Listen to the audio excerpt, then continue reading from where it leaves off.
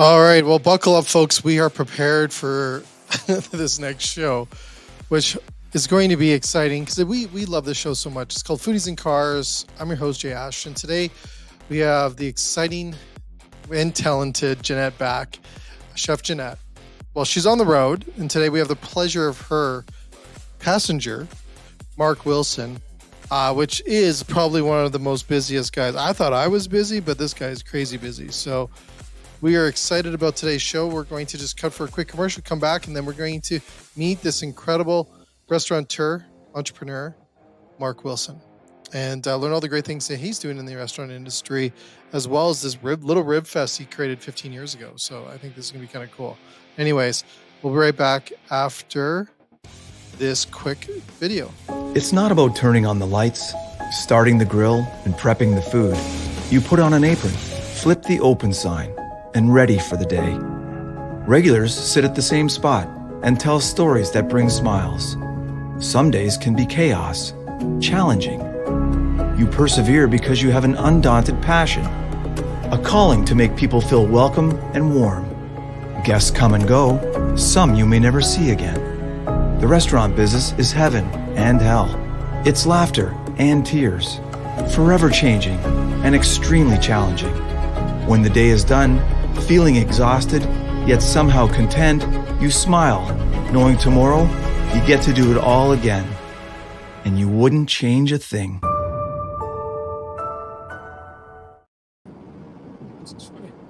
All right, here we. Did you say that was funny? we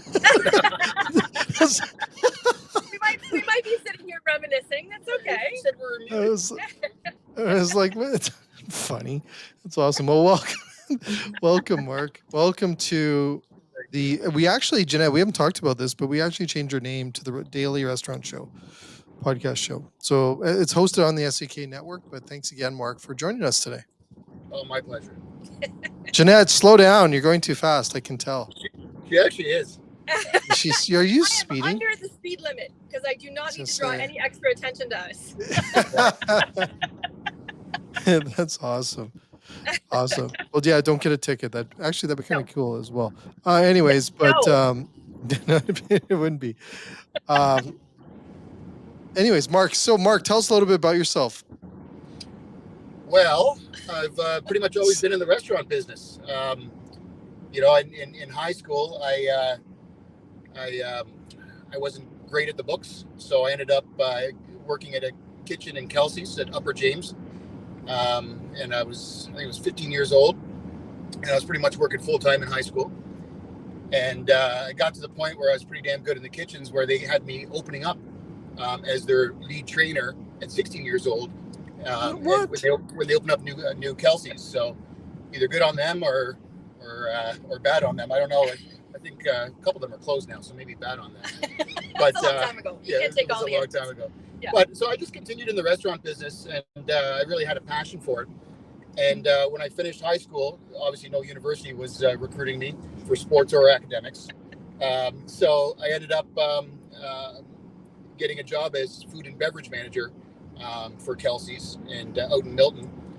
And I got released from that job about 6 months later because I had no right managing people, no clue how to do it. And I ended up going to Walt's Beanery with Taps in Jackson Square many years ago. And I was just a bartender. So I did that for a little bit and then got back into management with Walt's out in Pickering. And a little bit older, a little bit wiser? Not much wiser, No? a little bit older. But I was about, at that time, I was probably about 19 years old now. And they offered me the position of general manager. Obviously, they were desperate. And I took it. And again, restaurant was crumbling around me. People were disgruntled. I thought it was all them when I later learned it was all me and my management skills. But the incredible thing about that opportunity was that I had an incredible boss, mentor, friend, Corey Dalton, that stuck with me and let me learn from all of my mistakes, showed me my mistakes, got me additional training for my mistakes, sent me to Guelph University for a management course, just really committed to me. And I learned a lot from that. And I actually found that I was getting very good at people management. So as years went on, I started to move up in the company, and I was overseeing the Waltz now at 21 years old. Wow. And then I moved over to the Jack Astor side of things, and opened up the Jack Astors in Ancaster, where I met somebody that has got my life in her hands. You just wait, Mark. You just wait. Don't look at me, look that way. Exactly. You just wait. Yeah. Carry on. So about 6 months after we opened up the Jack Astor's in Ancaster, we just built a house in Ancaster. The head office came to me and said, "Would you like to move down to Dallas, Texas? We opened a Jack Astor's down there, and we're struggling, and we need you to go down." So I never thought anything about it, because I thought when I went home and asked my wife, it'd be a big no, but it was a huge yes. And so the next week I was already working down there, and she was in charge of taking care of 2 young kids and selling our house. So by the time she moved down there, we bought a house. We stayed down there for about 6 years, and there was 2 in Texas that I was overseeing, and then there was 3 in the Carolinas, and then there's 2 in the Buffalo, New York area. So that was my region. Wow. And then about 6 months after that, they added Calgary, Halifax, Ottawa, and Montreal to my region. Wow. And I would say, about about a year after that, there's trouble on the homestead. I was gone constantly. So, Yeah. We did that for a little bit. And then the company asked me to move back, because I told them that I can't keep this travel pace.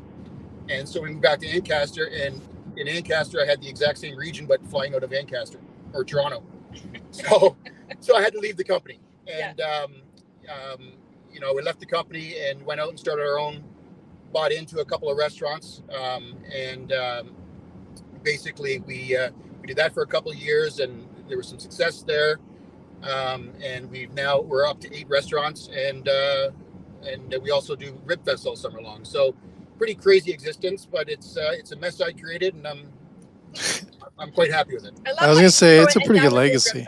And now we're doing Rib A Fest. little thing called Rib Fest. Little thing. Yeah. called Well, Rib Fest. tell us, Mark. Tell us more about Rib Fest, because I think this is so cool. Yeah. So it's, what I mean, we've been doing it for 15 years now. And when we first got into it, I just went out with a buddy, and I went to one of them. He wanted me to see it because he says these are fantastic. And I said, "You're a carny." I've never pictured myself as a carny. So I went out and did one weekend with them, and I said, "You're brilliant. I need to get in this." I have kind of pictured you as a carny, but anyway. I do look like a carny by the end of the show. Nice. Yeah. So so I weaseled my way in to own a team, and in the Rib Fest world, there's kind of 2 circuits. There's the Rotary Rib Fests, which the Rotary puts them on, and then there was this other side called the Northern Heat Rib Series. We were on the Rotary side, and we were doing that for quite a few years, and then an opportunity came up to buy the Northern Heat Rib Series. So we did that, and that has been one of the biggest undertakings we've ever taken on. It's inside the show, we have all the rib teams inside the show, but we put on everything. Like, we're in charge of the alcohol, the security, the bands, you name it, we're in charge of it. So it was a massive undertaking, and the good thing for us is we bought it just prior to COVID. Oh, wow. Yeah, so the return on investment wasn't great for a couple of years, but now that post COVID, last year was our first year at somewhat normal Rib Fest. It was incredible. It was incredible. It was incredible, revenue-wise, people coming in the doors. But it was just incredible seeing people out, families out, smiling, having a great time, getting back to normal living. So it was. So how many people attend those, Mark? Well, this weekend in Newmarket, we had 21,000. Okay, what? Nobody thinks of them as as a revenue stream, right? You think of it as a festival. I don't think anyone really gives the true concept of what's involved in it and what the potential of it is. Yeah, no, they definitely don't, and it is a special little nugget in the hospitality or food business for sure. So when's the next one? When's your next one? Well, we go every week until mid-September. So we are out in Windsor Thursday morning setting up. No way.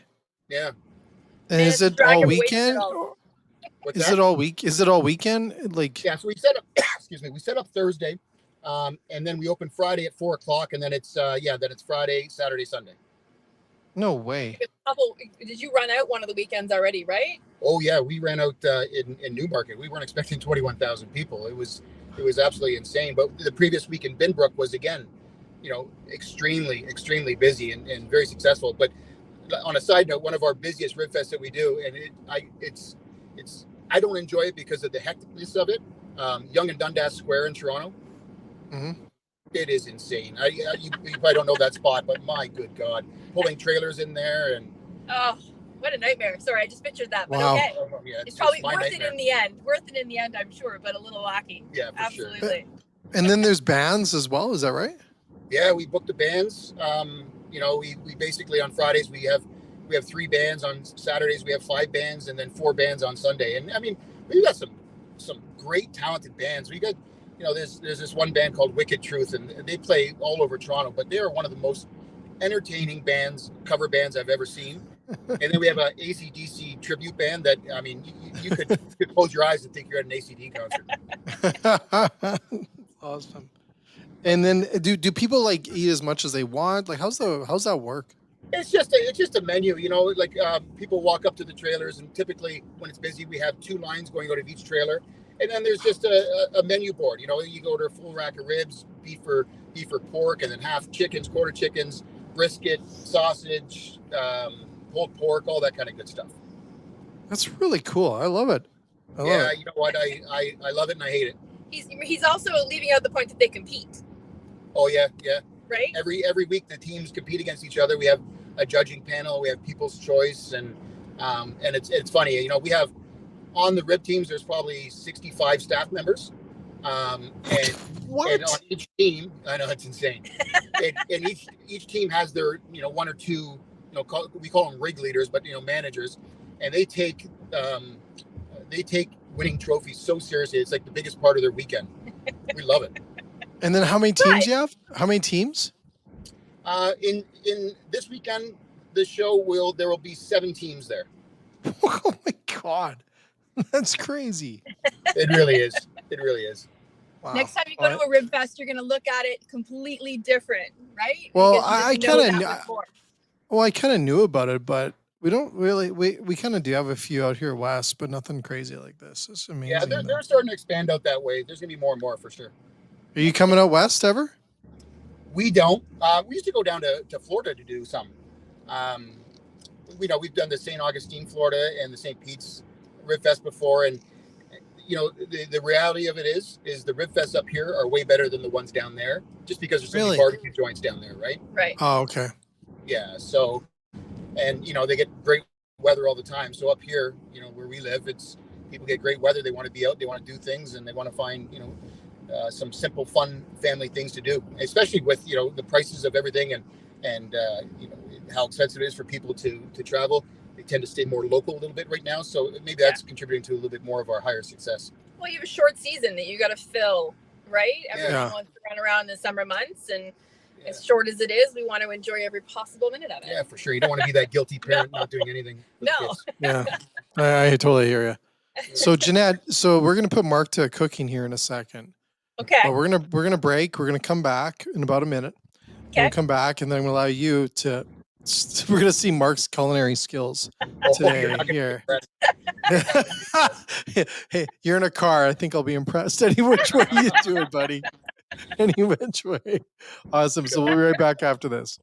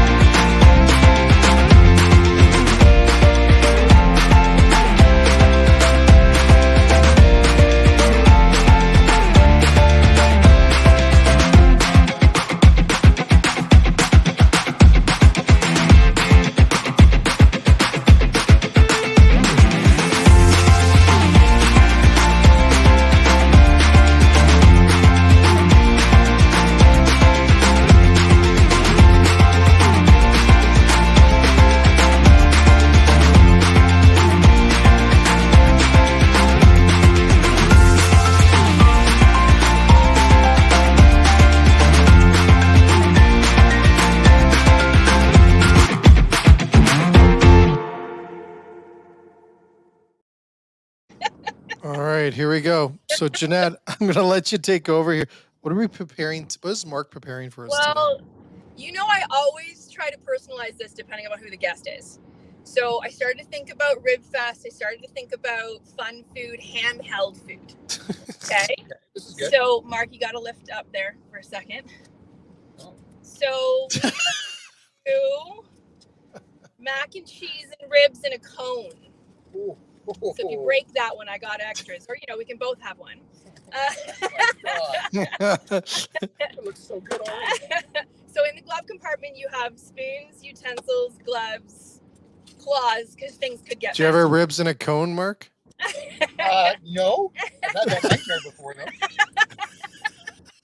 So I already made them so we have a couple containers here in the dash that you can't see. So one is mac and cheese. So I would suggest, Mark, you fill that up about 3/4 of the way with some mac and cheese. Okay. And then you've got some ribs, because I thought to myself, what a fun kind of handheld. Okay. Okay. And then you can garnish it with stuff from this one. Okay. See? Don't think you're going to be making a rib cone in the drive, eh? Oh, my. So he's got the mac and cheese out. I always love it. It's always food all over my dash whenever we do this. It's the part you can't see, Jay. It smells great. Smell of it. Smells great in the car. If it gets messy, it's okay. I clean the car for you, Mark. It's okay. Very good. It's okay. So Mark, I have a question for you. One of the questions while you make that rib. So as we know that this landscape of the restaurant industry changes all the time, what's some of the approaches that you do to stay ahead of the curve? That's a great question. I mean, I'm going to give a little sidebar here. It's when right now it's kind of all about pricing and making sure that your pricing is right, because if you kind of fall asleep at the wheel and you're not adjusting your prices accordingly, you can lose out pretty quickly. So we use this one let's call it restaurant app that is called Tab Commerce, that basically all of our invoices go into that platform, and it's a multi-purpose. It'll help us pay our bills on one, like, gone are the days of writing checks and having invoices in your restaurants and having your manager be in the back office for 5 hours a week organizing them all and paying them. It all now comes on a platform that we're able to see what we owe, when we owe, and we can pay it when we want. We can pay it credit card, we can pay it right out of our bank account. And then the incredible thing about this is that it will alert us if there is a price increase from previous bills. So I can get a text message anytime that says, your chicken has increased 4% over the chicken you purchased last week. Right? So, wow. Yeah, it's that kind of tool that helps me manage my business. Because it is, as we know, the restaurant business is a nickel and dime business. And if you stop focusing on those nickels and dimes, you're done. So, a lot of people that work for me think, oh, this guy's cheap. He's always talking about save me, 15 minutes of labor, every day. And they don't, adds up. They don't wonder why we do it. Yeah, it adds up big time. By the way. Yeah, so we do it because we want to keep people employed. We're proud of our restaurants, and it's if we can save money elsewhere, then we can kind of hold off having to increase menu prices to our guests, right? So it's a huge balancing act, but that Tab Commerce is a game changer for me and my business. Especially if you're going to if you can get the restaurant managers on the floor. I mean, building those relationships, that's return business. Yeah. Get them out of the office. Absolutely. If you can make that easier, that's a beautiful thing. Having come from that world myself, that's an amazing thing. Yeah, it's never fun. Never fun. What was that, Jeanette? Mark's over here trying not to make a mess. So is that now, Jeanette? Tell us about what Mark is using there. What's he got there? What's our rib? I've given Mark a waffle cone.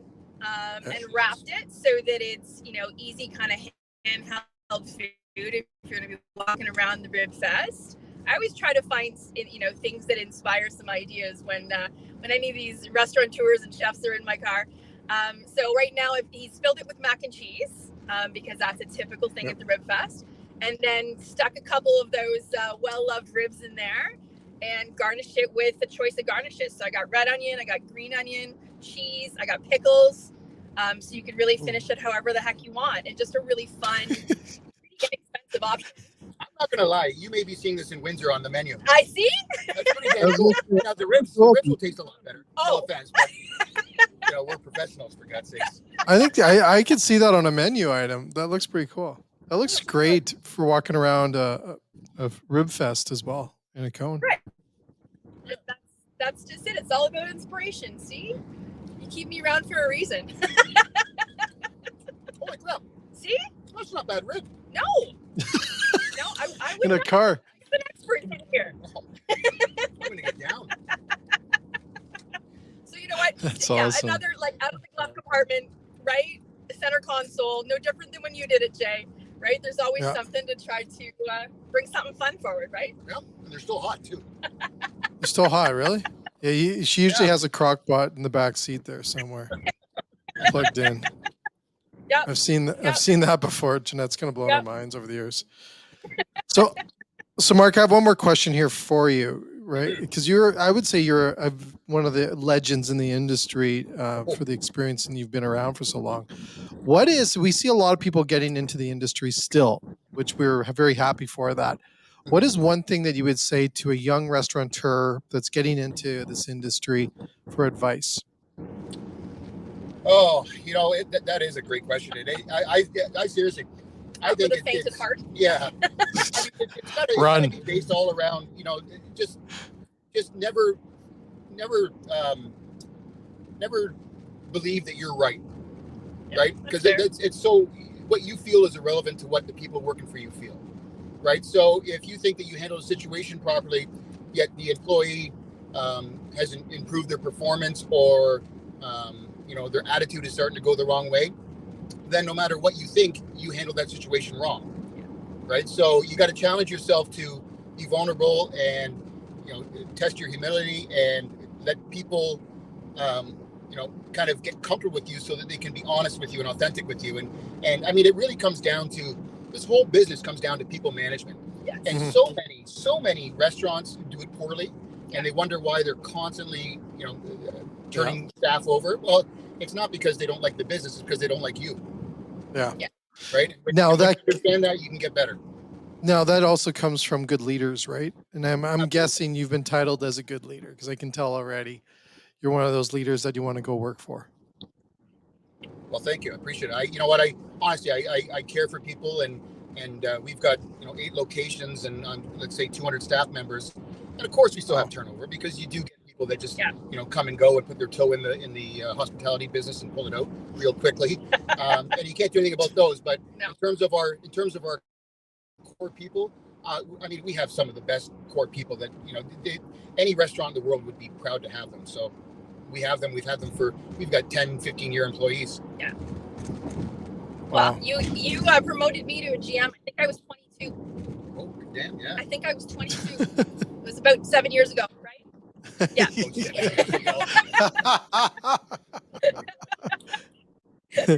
Good try, Jeanette. Good try. No, leave it alone. Safer. It's safer. That is awesome. Jay, it's not an easy industry, but the industry gives back when you treat it right. Absolutely. It gives back. It's a beautiful industry when it's done right. Yeah. Exactly. Well, first of all, I just want to thank you, Mark, for joining us today and making a rib cone, which I've never heard. Jeanette, well done on the idea. I'm serious. It's a good idea. I better see that on the Rib Fest menu there. Thank you guys. No, thank you so much. That's okay. Yeah, is there anything else, Jeanette? You got to hide in anything? No weird dessert? We're good. Okay, Mark's got to get in there. I thought about adding brownie to it, but I figured this is enough. Yeah. Okay. Got a beer here for me. She's got a beer. Pretty damn good. That's awesome, Jeanette. Well, thanks so much. Yeah, exactly. Be quiet. Don't tell anyone. Anyways, well, thanks so much, Mark and Jeanette. So much. Safe travels as well, and hopefully we can one day. I can actually come out to one of your Rib Fest. Can't wait to get back in Ontario soon. Great. I'd love to meet you in person, Jay. Thanks. Sounds like You bet. Thanks so much. Anyways, everyone else, check out Foodies and Cars. We're going to post this one up tomorrow on our channels, and then we're back all week. We got a whole bunch of shows this week, and we got tons of stuff coming out. So thanks so much, Mark and Jeanette. Safe travels in that car. Enjoy the rib and the cone.